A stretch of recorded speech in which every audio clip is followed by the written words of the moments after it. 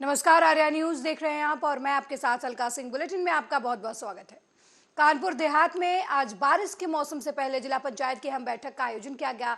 बैठक में जहां जनप्रतिनिधियों ने क्षेत्र की जन समस्याओं को रखा, साथ ही समस्या के शीघ्र निस्तारण की मांग की। वहीं जिला पंचायत अध्यक्ष ने अधिकारियों से जन समस्याओं के शीघ्र निस्तारण के निर्देश दिए। सांसद और सीडीओ ने भी जिम्मेदारों को आवश्यक दिशा निर्देश इस दौरान दिए।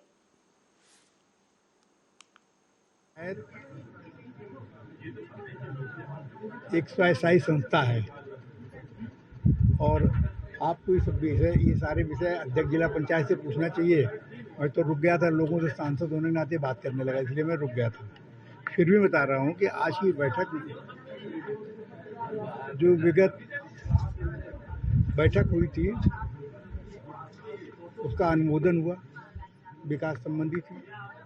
नए विकास के कामों को कौन कौन से टेकअप किए जाएं उस पर चर्चा हुई और वर्तमान में जो अन्य प्रकार की तमाम जनपद की समस्याएं हैं, चाहे वो स्वास्थ्य को लेके हों, चाहे शिक्षा को लेके हों, चाहे लोक निर्माण विभाग की समस्या हो, चाहे कानून व्यवस्था की समस्या हो, चाहे सिंचाई की समस्या हो, तो लोगों ने, माननीय जिला पंचायत सदस्यों ने अपने अपने तरीके से रखा और उन समस्याओं को निराकरण के लिए हमारे अधिकारियों ने और माननीय जिला पंचायत अध्यक्ष महोदय भी बैठी थी, उन्होंने संबंधित अधिकारियों को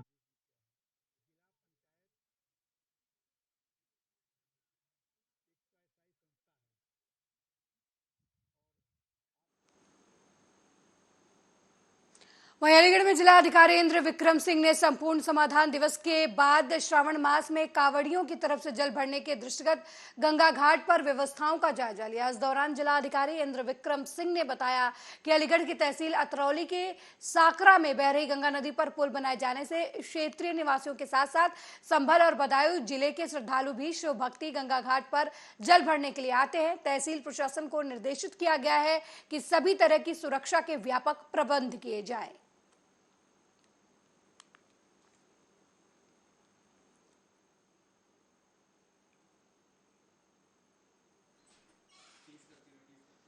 तो ये तस्वीरें हम आपको दिखा रहे हैं अलीगढ़ के गंगा घाट की, जहां पर श्रावण मास की तैयारियों को लेकर जिला अधिकारी गंगा घाट पहुंचे। यहां पर गंगा घाट पर सैकड़ों की संख्या में श्रद्धालु जो हैं वो श्रावण मास में गंगा जल भरने आते हैं और वही कांवड़ यात्रा को ध्यान में रखते हुए अलीगढ़ प्रशासन की तरफ से लगातार तैयारियां की जा रही हैं, जिसके मद्देनजर जिला अधिकारी जो हैं वो गंगा घाट पहुंचे हैं और सावन के महीने में गंगा घाट की व्यवस्थाओं और तैयारियों को लेकर जायजा लिया उन्होंने। इस दौरान उन्होंने अधिकारियों को श्रावण मास को लेकर विशेष दिशा निर्देश भी दिए।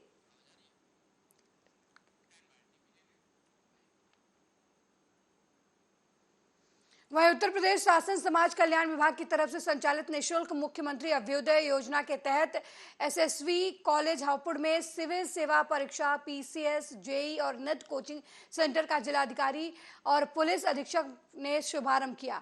वहीं निःशुल्क कोचिंग के लिए चयनित छात्र छात्राओं को संबोधित कर आगे बढ़ने की प्रेरणा भी दी गई। इसके बाद कॉलेज परिसर में वृक्षारोपण कर आम लोगों को पर्यावरण संरक्षण के प्रति प्रेरित किया गया।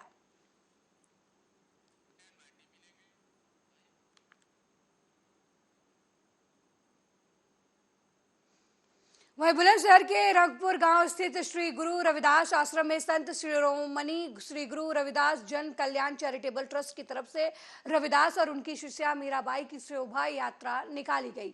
शनिवार की सुबह गुरु रविदास आश्रम पर स्वामी वीर सिंह हितकारी की तरफ से अमृतवाणी पाठ किया गया। दोपहर को रविदास और उनकी शिष्या मीराबाई की बैंड बाजा और झांकियों के साथ शोभा यात्रा निकाली गई।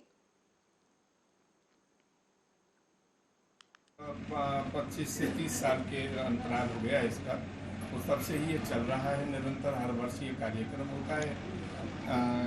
गांव के साथ साथ समाज और राष्ट्र के बीच में हम भाईचारे की भावनाओं को, समता, करुणा और मैत्री की भावनाओं को जन्म देने के लिए ये कार्यक्रम हर वर्ष कराते हैं। हमारा गांव इस मामले में बहुत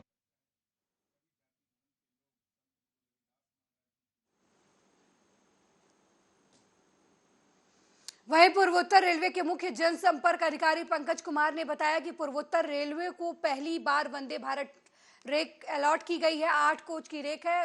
556 लोगों के बैठने की कैपेसिटी इस रेक में है। वंदे भारत स्वदेश निर्मित पहली ट्रेन है जो मेक इन इंडिया को बहुत बड़ा एग्जाम्पल है, जो टेक्निकली भारत में लेकर आया गया है। उत्तर प्रदेश में पहली ट्रेन वाराणसी से दिल्ली के लिए चलाई गई थी, वहीं उत्तर प्रदेश को मिलने वाली ये दूसरी ट्रेन होगी। इसका शेड्यूल बनाया जा रहा है कि किस रूट पर और कब चलेगी। जैसे ही शेड्यूल आ जाता है लोगों को जानकारी दी जाएगी। वहीं आपको बता दें कि 7 जुलाई को खुद प्रधानमंत्री मोदी इस ट्रेन का उद्घाटन करेंगे, हरी झंडी दिखाकर इसे रवाना करेंगे।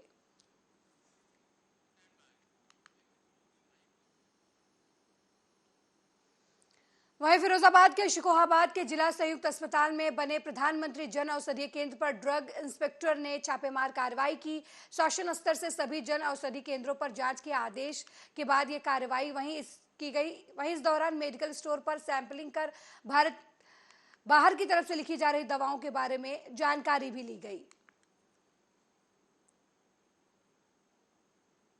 से सभी जो प्रधानमंत्री जन औषधि केंद्र हैं उन्हें जांच करने के निर्देश प्राप्त हुए और जाकर के वहाँ से सैंपलिंग करना है, सभी ये चेक करना कि कोई बाहर की दवाई तो नहीं बेच रहा। इसी क्रम में आज हमने यहाँ पे निरीक्षण किया गया और यहाँ पे कोई ऐसी कोई दवाई नहीं मिली बाहर की कोई भी।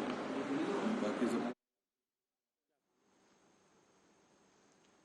वहीं औरैया नगर पालिका परिषद की आवास विकास परिषद स्थित पानी की टंकी पर बनी गौशाला में 3 मवेशियों की भूख की वजह से मौत हो गई। 4 की हालत गंभीर होने पर सभासदों और हिंदू संगठनों ने हंगामा किया। आक्रोशित हिंदू संगठन ईओ की निलंबन की मांग को लेकर धरने पर बैठ गए। इस दौरान ईओ और केयरटेकर के बीच धक्का मुक्की भी हुई। सूचना पर पहुंचे एसडीएम सदर ने जांच कर दोषी के खिलाफ कार्रवाई का आश्वासन दिया।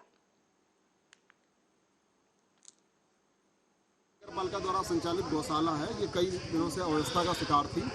यहाँ पर मोहल्ले वाले लोगों द्वारा जब यहाँ पर प्रशासन को सूचना दी जाती थी तो प्रशासन द्वारा लगातार उस पर उदासीनता का रुख अपनाया गया। आज हम लोगों को ये सूचना मिली कि यहाँ कई गायें मरी पड़ी हैं और जब यहाँ के केयर टेकर लल्लन दुबे द्वारा ईओ को ये सूचना फ़ोन द्वारा दी गई तो ईओ द्वारा बड़ी अभद्रता से उनकी गाली गलौज की गई, उनके हाथ पैर तोड़ने की धमकी दी गई और ये कहा गया कि बिना हमारी अनुमति के कोई भी व्यक्ति गौशाला में प्रवेश नहीं करेगा, चाहे सभासद हो चाहे स्थानीय नागरिक हो।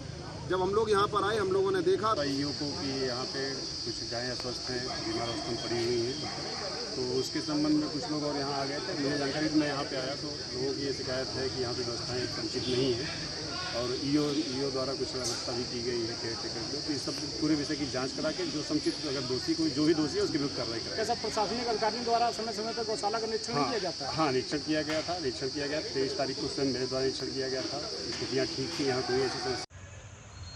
देखिए, समाज सेवकों द्वारा अभी सूचना दी गई कि गौशाला में कई एक गायों की असमय मृत्यु होना पाया गया, तो हम लोग तत्काल जैसे ही हमें सूचना मिली मैं तत्काल वहां से आया, देखा गौशाला में कई एक गाय मरी हुई थी। चूँकि शासन से सत्ता से भारतीय जनता पार्टी की उत्तर प्रदेश सरकार लगातार गौशालाओं पे पूरा ध्यान केंद्रित किए हुए है। उसके बाद जो भी ये लापरवाही जिस व्यक्ति के द्वारा की गई उसके खिलाफ कठोर से कठोर कार्रवाई की जाएगी और गौशाला का यहाँ का उचित देखरेख, जो भी देखरेख कर रहा था, अगर वो सही देखरेख नहीं कर रहे थे तो उनको प्रबंधन से हटा के दूसरे व्यक्ति की नियुक्ति के लिए ईओ को बोला है।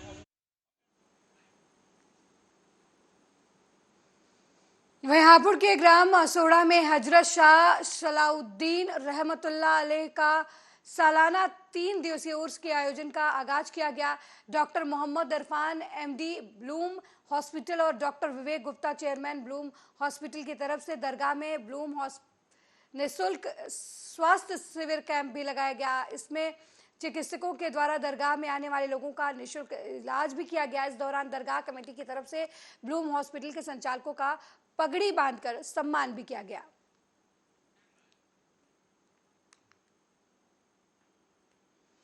वहीं रायबरेली में मिर्ची पाउडर डालकर किसान से 4,51,000 की लूट का मामला सामने आया है। यह घटना उस वक्त हुई जब किसान गेहूं की बिक्री का पैसा निकालकर घर वापस जा रहा था। मामला बिल एरिया थाना इलाके के मलिक मऊ का है, जहां पर अमेठी जिले के शिवरतनगंज थाना इलाके के रहने वाले किसान अमित जायसवाल सुपरमार्केट स्थित एचडीएफसी बैंक से गेहूं की बिक्री का पैसा निकाल कर जा रहे थे।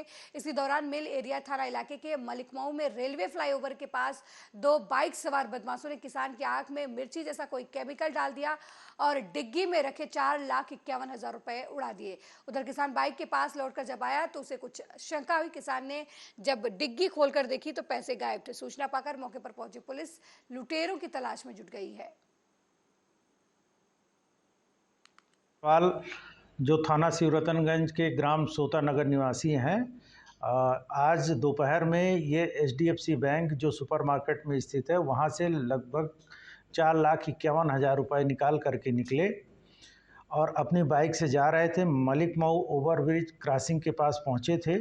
उसी दौरान बाइक से 2 व्यक्ति आए और इनको रोका रास्ते के बहाने पूछने के लिए। जब ये रुके तो उसी दौरान धोखे से इनके ऊपर कुछ पाउडर जैसा पदार्थ उन लोगों ने छिड़क दिया, जिससे इनको खुजली होने लगी। ये बगल की पान की दुकान पर मुंह धुलने के लिए जैसे गए, वो व्यक्ति जो बाइक से आए थे इनकी डिग्गी से पैसा निकाल करके चले गए। इस सूचना पर तत्काल हमारी मिल एरिया की टीम और पुलिस की सर्विलांस की टीम मौके पर पहुंची और वहां की जो सीसीटीवी फुटेज हैं उनको तलाश रहे हैं और बीटीएस लिया गया, उस पर कार्रवाई हो रही है।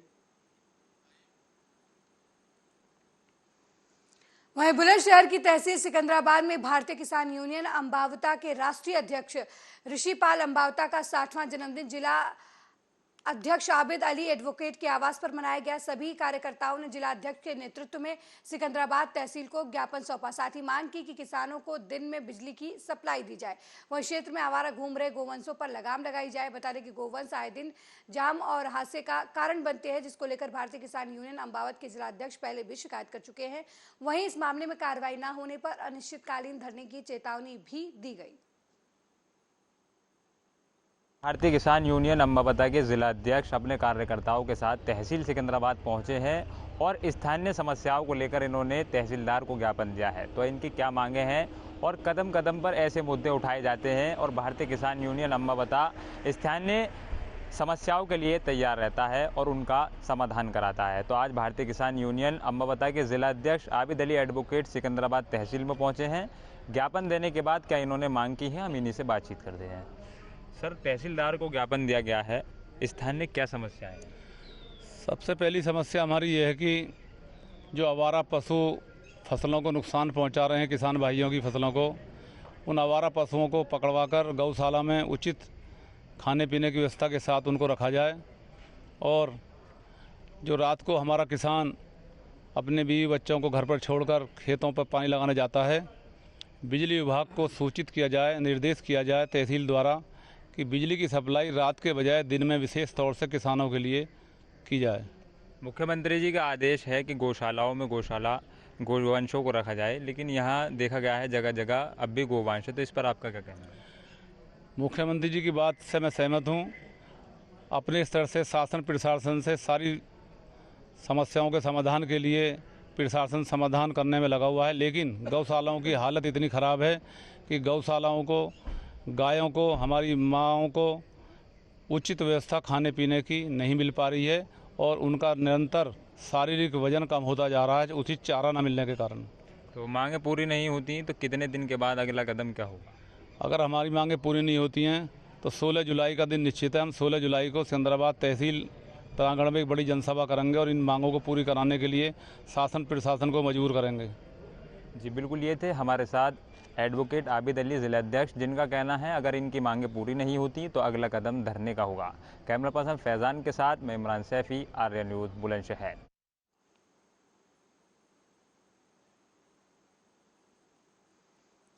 वहीं क्षत्रिय महासभा के जय राजपुताना सेवा संस्थान फाफा मऊ प्रयागराज का भीम सेना के प्रदेश अध्यक्ष के द्वारा दिए गए भाषण पर भीम आर्मी के अध्यक्ष के खिलाफ मुकदमा दर्ज करने के लिए फाफा मऊ थाने में क्षत्रियों ने थाना अध्यक्ष आशीष सिंह सिसोदिया को ज्ञापन दिया। इस दौरान सौरभ सोमवंशी ने कहा कि क्षत्रिय समाज वास्तव में देश और समाज की रक्षा करने के लिए हमेशा समर्पित रहा है। यही वजह है कि जब क्षत्रिय शस्त्र उठाते हैं तो केवल अपनी रक्षा के लिए नहीं बल्कि देश और समाज की रक्षा के लिए उठाते हैं। महाराणा प्रताप ने अपनी लड़ाई क्षत्रियों की रक्षा के लिए नहीं वरन समस्त समाज की रक्षा के लिए लड़ी थी। न्याय और धर्म की रक्षा करना ही क्षत्रिय धर्म है।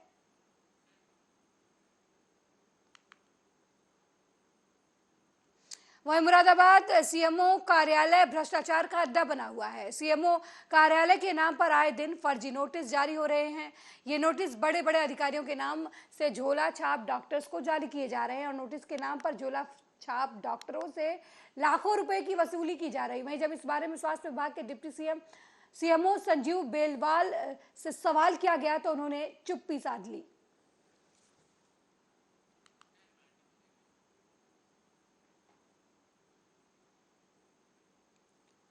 वहीं मुरादाबाद में चोरी की वारदात को लेकर पुलिस प्रशासन भी चौकन्ना नजर आ रहा है, लेकिन हैरत की बात यह है कि चोर अब धार्मिक स्थलों को भी लगातार निशाना बना रहे हैं। बीती रात चोरों ने महाकालेश्वर धाम मंदिर को अपना निशाना बनाते हुए भगवान की मूर्ति के सर से ताज के साथ सोने चांदी के कई आभूषण भी चोरी कर ले गए। घटना सीसीटीवी कैमरे में कैद हो जाने के डर से चोर सीसीटीवी कैमरे के डीवीआर को भी अपने साथ ले गए। वहीं शिकायत मिलने के बाद पुलिस चोरों की तलाश में जुट गई है।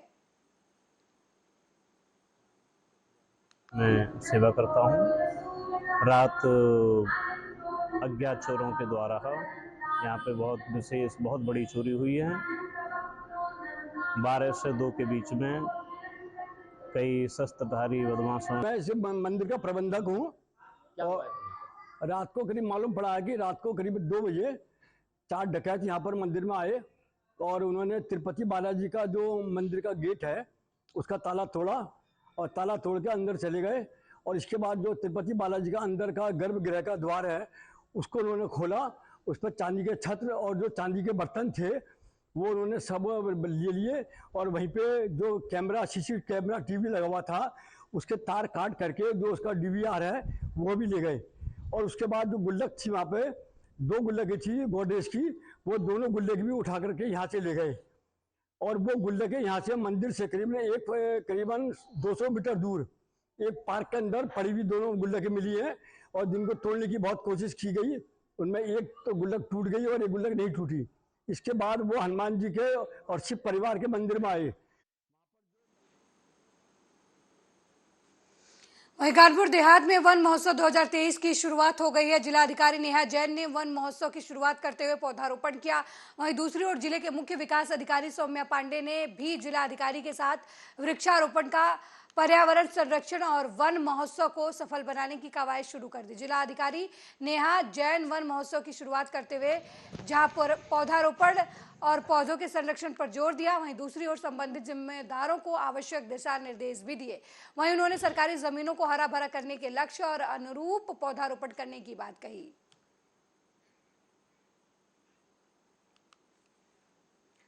लगातार 2 दिनों से हो रही बारिश से देर रात कच्चा मकान गिर गया। मकान के मलबे में दबकर पति पत्नी घायल हो गई। ये पूरा मामला मिलेरिया थाना क्षेत्र के देवानंदपुर गांव का है, जहां पर लगातार बारिश के चलते देर रात एक कच्चा मकान भरभरा कर गिर गया, जिसमें घर के अंदर सो रहे पति पत्नी मकान के मलबे में दब गए। दोनों की चीख पुकार सुन मोहल्लों के लोग इकट्ठा हुए और स्थानीय लोगों की मदद से पति पत्नी को मलबे से बाहर निकालकर 108 एम्बुलेंस की मदद से जिला अस्पताल पहुंचाया गया, जहां दोनों की हालत गंभीर बनी हुई है।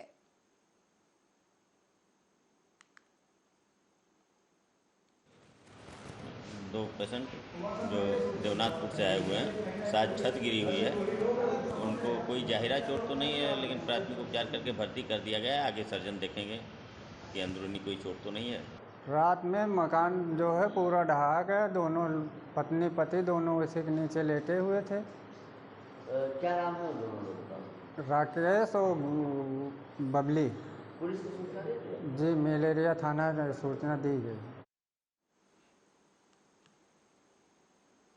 वहीं बिहार में नीतीश सरकार की तरफ से डोमिसाइल नीति समाप्त करने का विरोध कर रहे शिक्षक अभ्यर्थियों पर शनिवार को पुलिस ने पटना में जमकर चटकाई। सरकार के फैसले के विरोध में हजारों की संख्या में पहुंचे प्रदर्शनकारी गांधी मैदान से डाक बंगला चौराहे होते हुए राजभवन तक जा रहे थे। प्रदर्शनकारियों को पुलिस बार बार आगे बढ़ने से रोकती रही, लेकिन पुलिस को ढकेलते हुए भीड़ लगातार आगे बढ़ रही थी। इसी दौरान पुलिस के समझाने के बाद भी शिक्षक अभ्यर्थी प्रदर्शन करते आगे बढ़ रहे थे, जिसके बाद जेपी गोलंबर के पास पुलिस ने लाठीचार्ज कर दिया। आक्रोशित शिक्षक अभ्यर्थियों ने फिर पथराव शुरू किया। ये तानाशाह सरकार हो गई। नीतीश कुमार सिर्फ सत्ता में मुख्यमंत्री बने रहने के लिए सारे हथियांडा अपना रहे हैं और ये गुंडागर्दी पर उतर गई सरकार। हम बिहार के बच्चों का अपमान करके बिहार में किस तरह की व्यवस्था खड़ा कर रहे हैं। बिहार के बच्चों को सरकारी नौकरी देना होगा। नीतीश कुमार जी 10 लाख का घोषणा किया है और 10 लाख आपने बढ़ाया 20 लाख। हम सरकारी नौकरी के खिलाफ 13 मार्च को 10 लाख सरकारी नौकरी कब दे रहे हो, इसका पूरा खाका हमको चाहिए। ये एकदम दुर्भाग्यपूर्ण है। ये तानाशाह सरकार गुंडे की तरह व्यवहार कर रही है। यह सरकार नीतीश कुमार जी को क्या हो गया, बिहार की जनता जानना चाहती। छात्रों को धैर्य रखना चाहिए।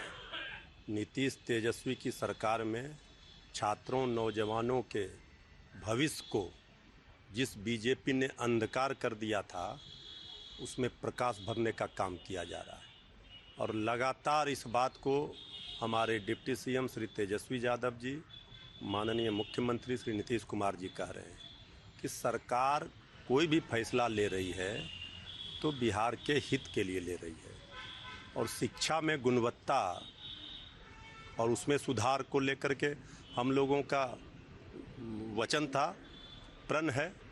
इसमें सबका सहयोग चाहिए। कहीं से भी छात्रों नौजवानों को कोई चिंता करने की ज़रूरत नहीं है।